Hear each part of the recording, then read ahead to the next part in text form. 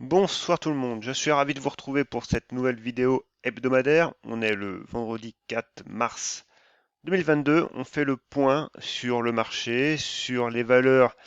La plupart sont en chute libre, hein, évidemment. Il y en a quand même quelques-unes qu'on va regarder de près parce qu'elles restent dans une config haussière malgré tout. On va faire le point sur tout ça. Avant de commencer, vous savez que j'ai un compte Twitter, Ben de Lyon. D'ailleurs, euh, si vous ne le savez pas encore, j'ai lancé un nouveau concours, les éditions Valor. Alors c'était en début de semaine, je crois, mardi, et du coup jusqu'à mardi prochain, pour vous faire gagner un livre. Donc le livre, c'est les niveaux de Di Napoli. C'est un livre que je suis en train de lire, hein, et clairement, au niveau des Fibonacci, au niveau des moyennes décalées, au niveau du stochastique, utiliser le stochastique et le MACD. euh, c'est vraiment un super livre. Donc voilà, je suis en train de le lire. Je pense que je ferai pareil, un résumé sous forme d'article et une présentation sur mon site un peu plus tard, voilà, quand j'aurai le temps et que j'aurai surtout fini ce livre. Mais voilà, du coup, avec les éditions Valor, on a décidé de vous le faire gagner.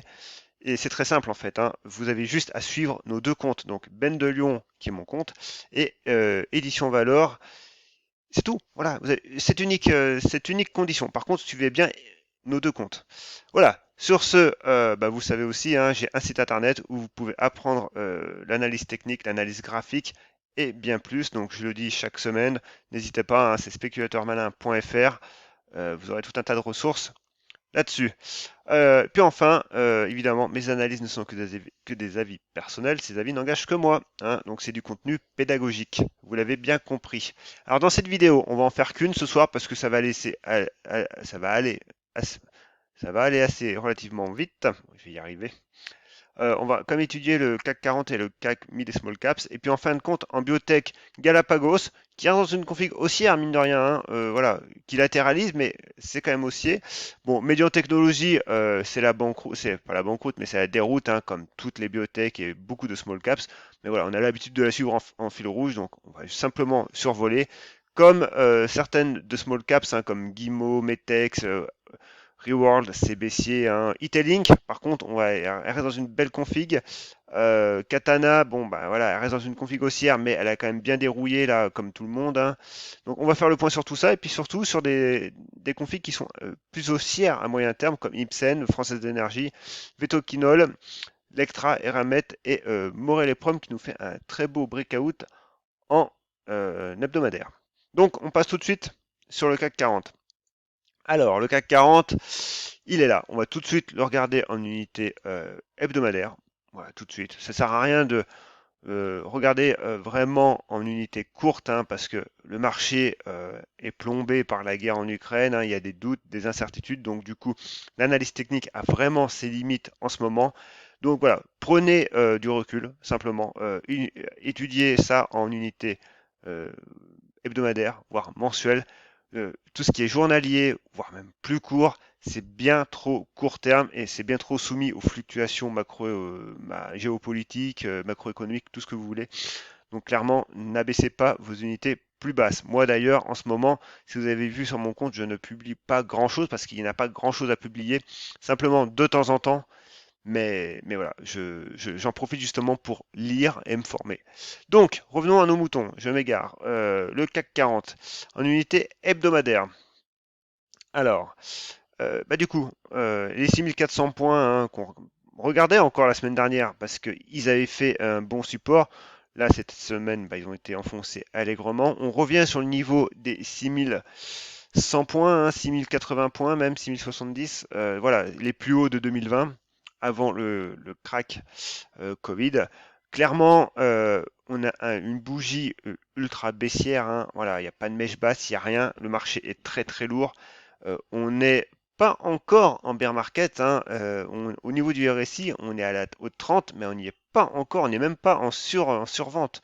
Clairement, voilà, le niveau des 50% de retracement, il est à 5942 points, donc voilà, 5950, 6000 points, on va dire, voilà, c'est les 50%. Donc ce mouvement qui part de octobre 2020 quand même jusqu'à récemment, hein, tout début janvier. Et ensuite, les niveaux de 61,8 correspond à la M200 hebdomadaire. Donc voilà, on voit très bien que cette semaine, on a cassé quand même la M50, niveau ultra quand même important avec les bandes de Bollinger qui divergent. clairement, voilà, là, on est vraiment dans maintenant une phase baissière. Je pense pour moi, on peut, pourquoi pas, hein, rebondir la semaine prochaine, mais en tout état de cause, je n'en suis pas certain du tout. Donc, on laisse la baisse se faire, hein, tout simplement. Voilà, M200, niveau des 61,8, donc niveau des 5600 points, qui reste un niveau attractif. Et puis, évidemment, ben, le 6000 points avant. Mais voilà, vous avez deux gros niveaux. Ça sert à rien de regarder des niveaux plus court terme, parce que je pense que, quoi qu'il arrive, vous serez invalidé à coup sûr. Et on voit en mensuel, et ben en mensuel, on est sur la M20 qu'on est en train de casser aussi, et on voit que les 61,8 correspondent également à la M50. Clairement, voilà, on a un premier gros niveau. Si jamais on passe ce niveau-là, ben, on irait tout de suite, je pense, rejoindre les 5600 points. Mais après, voilà, on serait quand même dans une phase, je pense, baissière à plus court terme, ben, un peu, à plus moyen terme. Et sur l'année 2022, clairement, ça se joue actuellement en ce moment.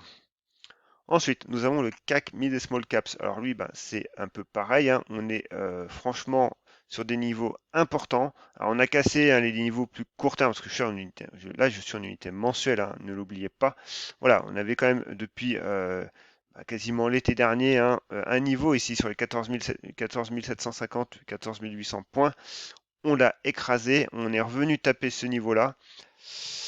C'est pareil, c'est compliqué. On peut tracer, pourquoi pas, les retracements de Fibonacci. Alors, toc, je vais me recaler correctement. Voilà, les 38,2 de Fibonacci ne sont qu'à 12 000, ben, 13 000 points, hein, 12 900 points, hein. Donc, on a encore de la marge à la baisse ici sur le CAC Mid et Small Caps. Alors, on peut regarder simplement en hebdomadaire. En hebdomadaire, on voit qu'on a la M200, mais bon, la M200 est plate, c'est neutre, donc du coup, ça n'a pas grand intérêt. Voilà pour les deux indices. On ne peut pas en dire beaucoup plus, donc je ne vais pas m'étendre là-dessus. Du coup, en, en biotech, on a Galapagos. Là, ça va être vraiment des années assez larges, parce qu'au final, ce que j'ai dit, hein, ça sert à rien d'étudier, d'affiner. Voilà, la géopolitique emporte tout sur son passage. Donc, ce qu'on simplement peut voir, c'est qu'on avait un drapeau sur Galapagos. On avait ce niveau-là des 60, on revient dans cette zone-là, hein, qu'on travaille, hein, des 50, 54 euros. Voilà, bon, c'est une zone qu'il faudrait quand même tenir, sinon, bah, encore une fois, alors cette zone-là, d'ailleurs, je peux même un petit peu l'enlever parce qu'elle rime pas grand-chose. C'est plutôt cette zone-là qu'il faudra regarder. Euh, Toc, ici, une ancienne zone de breakout avec la M200. Et ce support oblique haussier. Donc voilà, cette zone-là des 51-50 euros à surveiller si vraiment les 54 lâchent. Mais voilà, c'était une config qui est encore pas mal. On a encore un support oblique haussier. En journalier, on reste quand même neutre, hein, ce qui est quand même pas si mal, surtout quand on regarde d'autres actions. Et en hebdomadaire, bah, on voit quand même que les bandes de Bollinger restent encore haussières, hein. Donc voilà, il y a encore un potentiel avec une configuration qui n'est pas tellement dégradée, qui n'était pas tellement dégradée. J'ai un peu de mal à parler ce soir, hein. Du coup, médian, bon bah alors là, on va pas s'étendre, hein. Simplement, les 11,60 ont explosé. On arrive sur les 10, 10,50.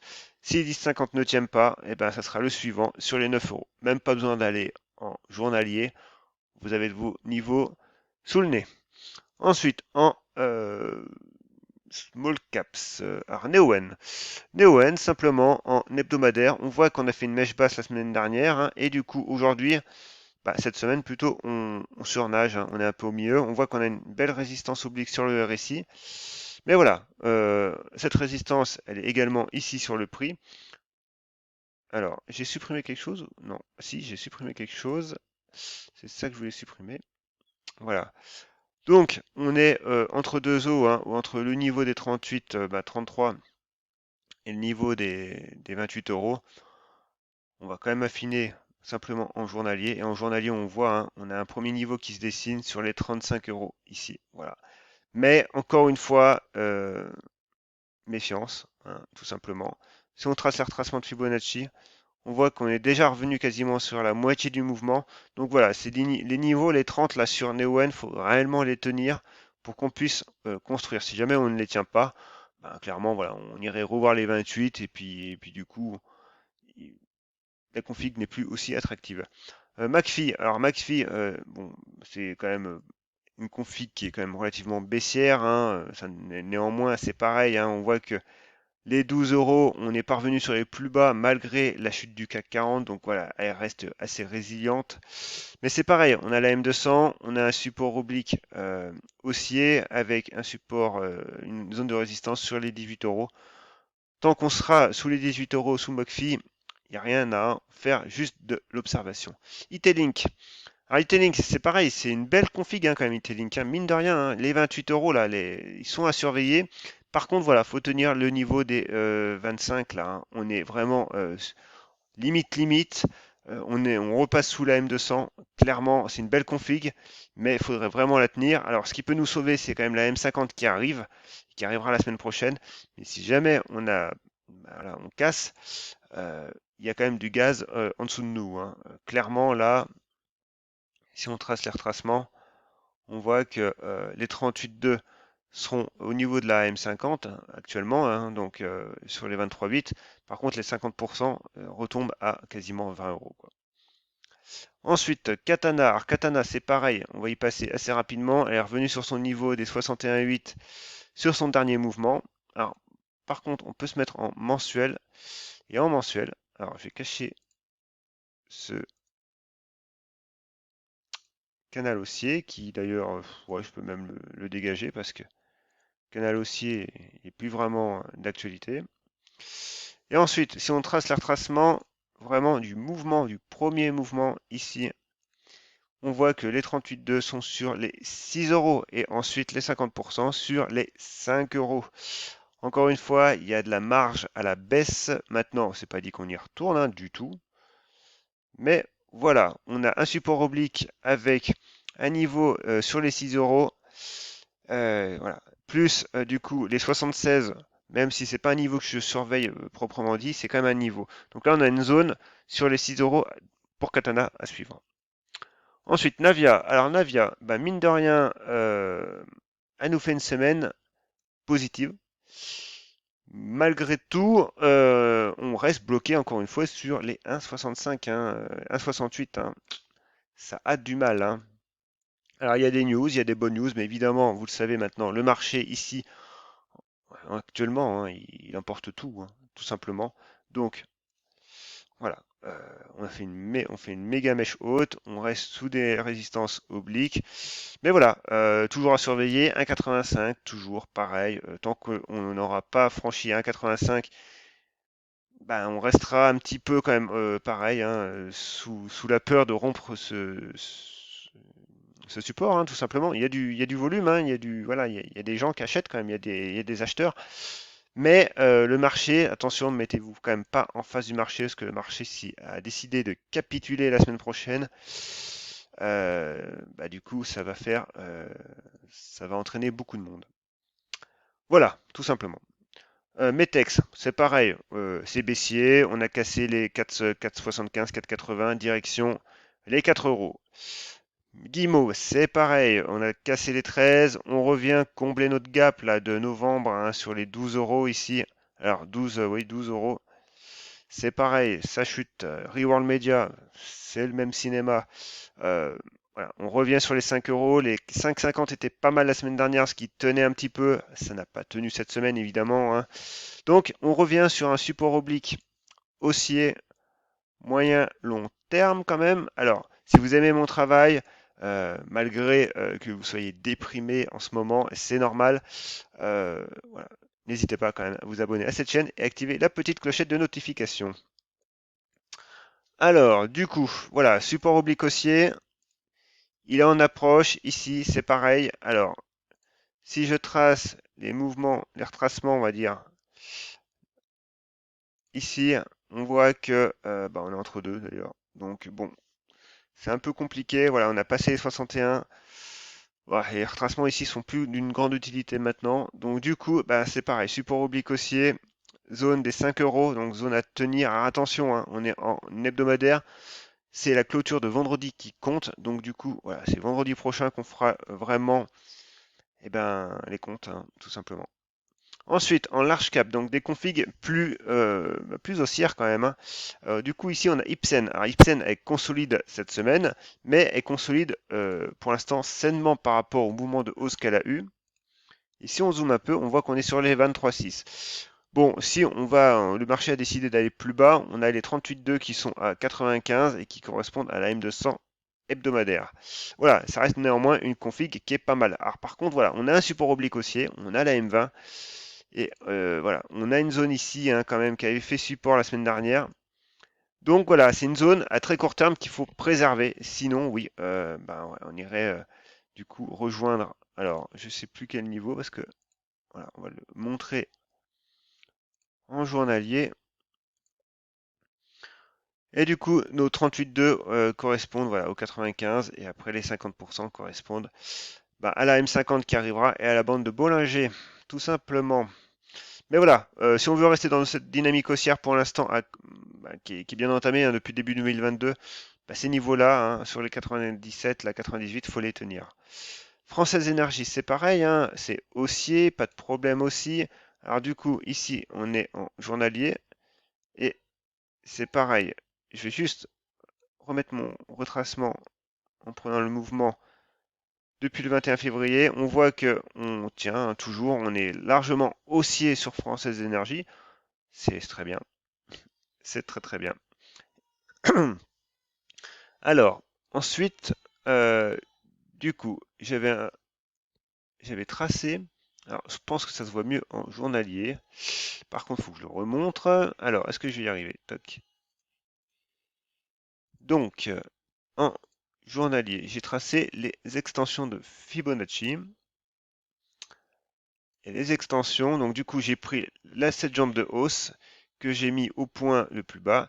Et ça me donne comme objectif à la hausse, bah, dans un premier lieu, les 46 euros et dans un deuxième lieu, les 1,27. Les 0,78 sur les extensions, je ne les prends pas spécialement en compte. C'est pas vraiment le niveau qui est le plus suivi. C'est surtout les 1 et les 1,27 dans un premier temps. Donc, les 45 et les 48. Voilà. Donc, Française Énergie, pareil, très belle config, hein, haussière. Vetoquinol. Elle, pour l'instant, on va dire qu'elle résiste plutôt bien, tout simplement. Elle résiste plus. Donc, je reprends, j'ai dû couper l'enregistrement quelques secondes.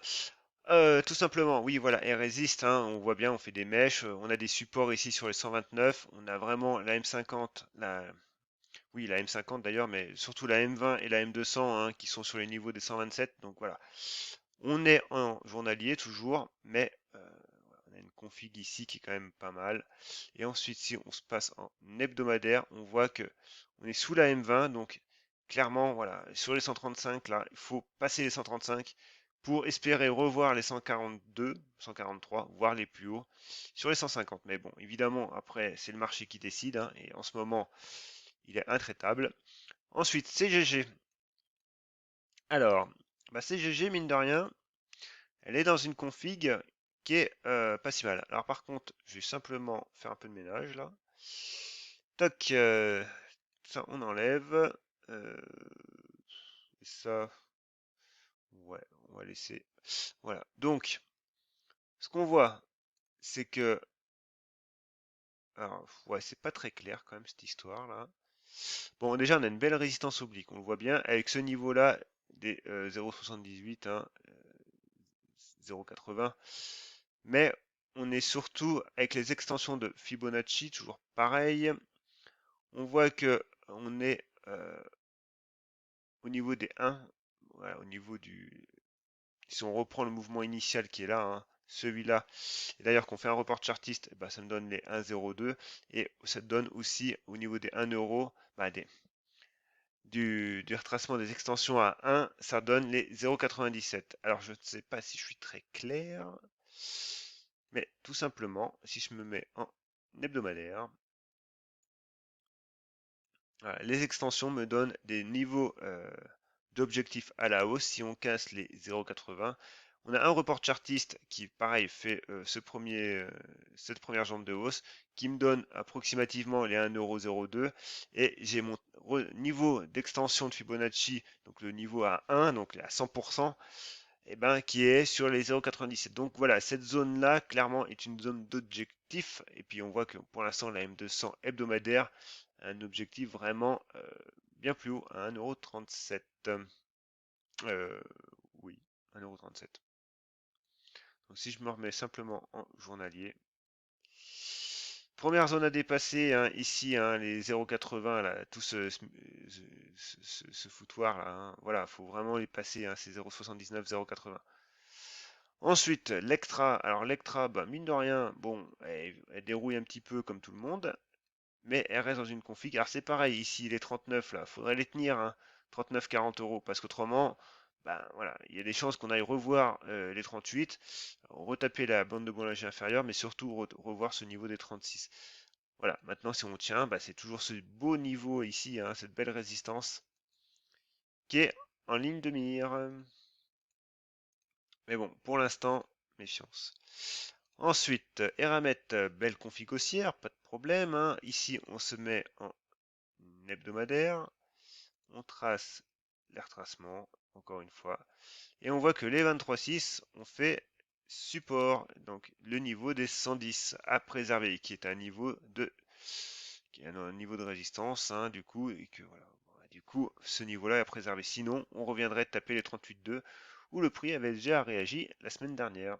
Et ensuite les 50. Voilà. Vous avez vraiment des niveaux de support en cascade. Et enfin, pour finir, Morel et Prom, elle, voilà, belle config, hein, breakout hebdomadaire. Donc c'est pas mal du tout.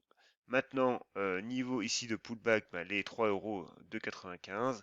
Alors là, on peut peut-être quand même affiner et se mettre, pareil, en journalier avec des retracements. Et le niveau des 50% correspond à notre niveau de pullback des 3 €. Voilà.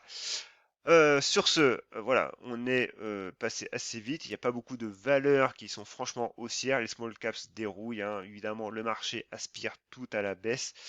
Moi, j'ai personnellement quelques lignes encore, mais qui ne dépassent pas 10% de mon portefeuille. C'est du Median Technology, c'est du Reward Media, c'est du Guimau. Voilà, c'est des valeurs que j'ai gardées en vision long terme. Donc, le long terme, c'est minimum tout 2022. Voilà.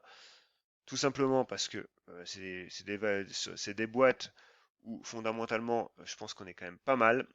Donc du coup, je les garde. Mais c'est vrai que là maintenant, au niveau analyse technique, le marché aspire tout. Donc attention à ne pas être invalidé trop rapidement surtout.